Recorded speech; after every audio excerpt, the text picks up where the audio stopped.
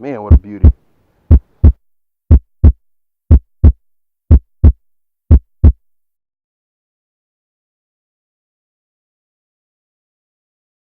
What's going on, you guys? This is Antoine, aka the Bigfella, bringing you another video.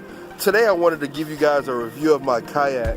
This is the Perception Striker 11.5. If you're looking for a kayak that is perfect for big fellas like me, this is definitely the one to go with. It's rated for 500 pounds, so that's a lot of person and a lot of gear to be putting on there.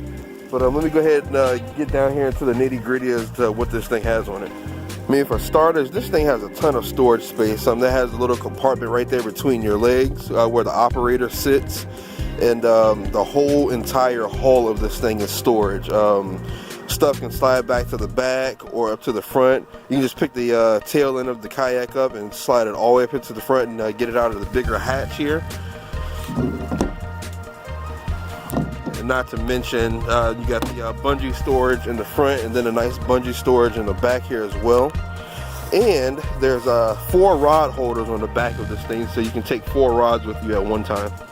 It also features 10 scupper holes on this thing. That way, if you do take on a little bit of water, you have 8 different options in the cabin where you sit at, and there's 2 back there in the back storage area that you can pull scupper plugs out of to be able to let the water drain back out through the lake.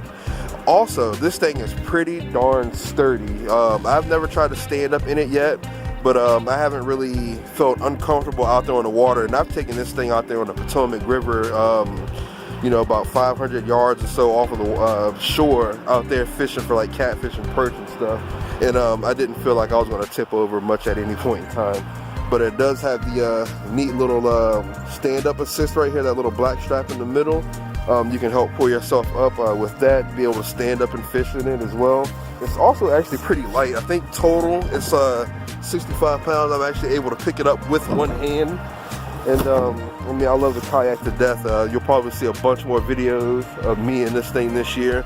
I mean, I do have the boat, but this thing can get me in waters I can't get that boat in. So you should be able to see me fishing in a lot of different places this year.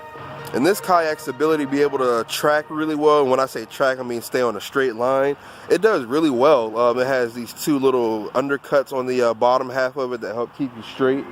And I don't have any problem as I'm paddling, especially with me being a beginner kayaker, being able to keep straight and like navigate through some tight spots where there's like rocks or stumps or something like that. I feel like I do fairly well with this thing.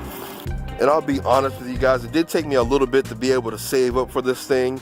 I can't remember the exact price, but I want to say it was between $600 and $800. But to be under $1,000 for all this kayak has to offer in stability and weight capacity, it is definitely worth the purchase of being able to save up and get that thing. Because me being a big guy, I know that took a lot of kayaks out of the equation, but with the Perception Striker 11.5, that thing is perfect for me.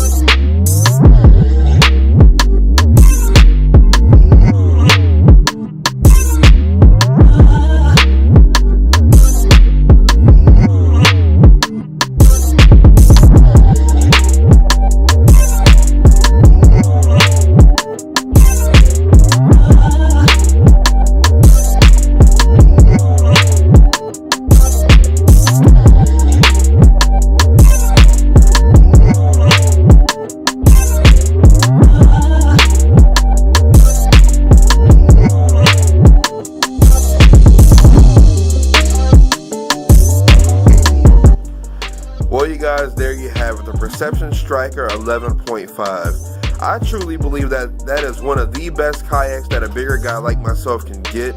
especially for under $1,000. I mean, with that 500-pound weight capacity, not to mention the 4 rod holders in the back and all that storage space, I know for me that was a deciding factor of me getting that particular kayak. I'm just waiting for the weather to get warmer so I can start taking the kayak out again. Right now the water temperatures are pretty close to freezing, and I haven't figured out how to launch my kayak yet without having to get my feet wet, and I don't want to end up with frostbite. And before we end this video, today's shout out goes out to Noah Kilgore. I want to thank you personally for subscribing to the channel, watching the videos, and leaving those comments down there in the comment section. I really do appreciate it. That's going to do it for this episode of Bigfella Outdoors. Be sure to tune into the next episode where you can catch me outside doing what I love most, getting my dose of the great outdoors. Be sure to get yours too.